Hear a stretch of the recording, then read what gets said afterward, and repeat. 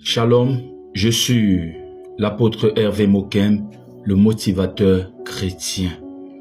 Voir une grande personnalité en rêve. Qu'est-ce que cela signifie?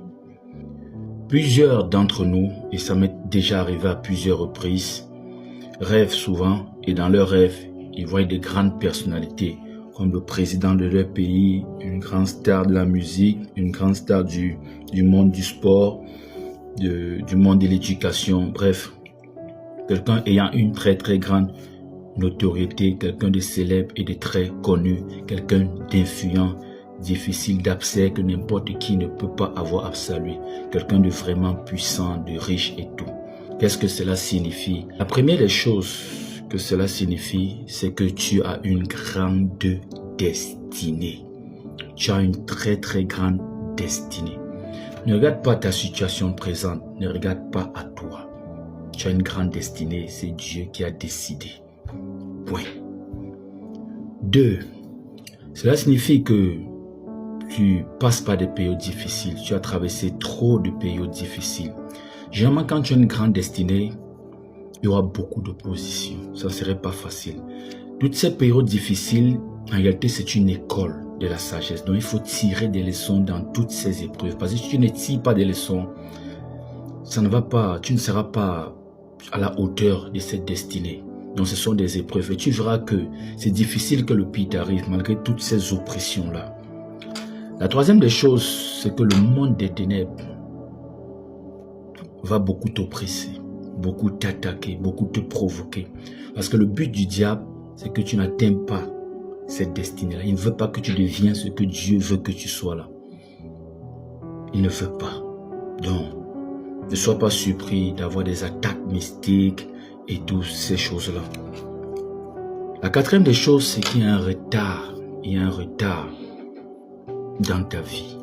Tu n'es pas là où tu devais être. Normalement, tu devais déjà être dans ta destinée ou sur le chemin droit, la dernière ligne droite qui mène à ta destinée. Il y a un retard. Et Dieu t'invite ici à travailler, à ne plus gaspiller le temps, à te discipliner, à régler ta marche, à voir ce qui ne va pas et arranger ça pour accélérer. Dieu t'invite vraiment à travailler là-dessus, à te discipliner. Le cinquième point, là il faut faire attention, les sectes vont te réclamer.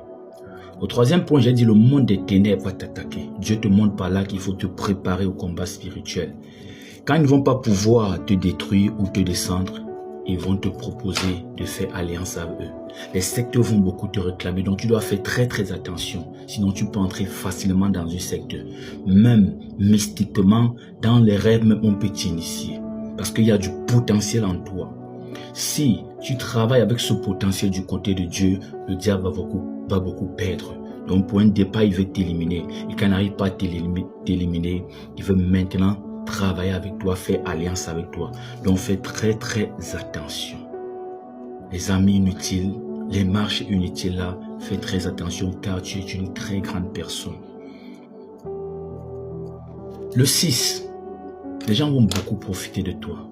Tu verras que tu as beaucoup donné, mais tu as peu reçu. C'est normal qu'on veut profiter de toi. Il faut juste être sage. C'est parce qu'il y a une lumière en toi. Tu es quelqu'un qui doit donner. Tu es quelqu'un qui doit donner la direction. Tu es quelqu'un qui doit aider. Tu es quelqu'un qui a déjà mis du potentiel en toi. C'est normal que tout le monde veut profiter de toi. Sois juste sage et intelligent. Tout ça sont les signes d'une très grande destinée. Le 7. Tu es sage et intelligent. Tu as du talent. Il y a un talent en toi. Il y a un don en toi. Il faut juste, si tu ne vois pas ça, parce que d'autres peuvent déjà voir ça. Si tu ne vois pas ça, sache que c'est en toi, c'est en train de dormir. Donc réveille ça. Réveille ça. Aucune situation ne pourra te dépasser. Aucune situation. Si tu as confiance en Dieu, si tu ne doutes pas, tu seras surpris de voir les barrières brisées devant toi. Ne recule devant rien. Tu verras qu'il y a des situations que c'est parce que tu as eu peur que la situation t'a dépassé. Mais tu vois qu'à chaque fois que tu gardes la foi, la confiance, tu vas commencer barrière quitte, comme si tu donnais même des ordres aux situations et ces situations obéissaient. Tu es une très grande personne.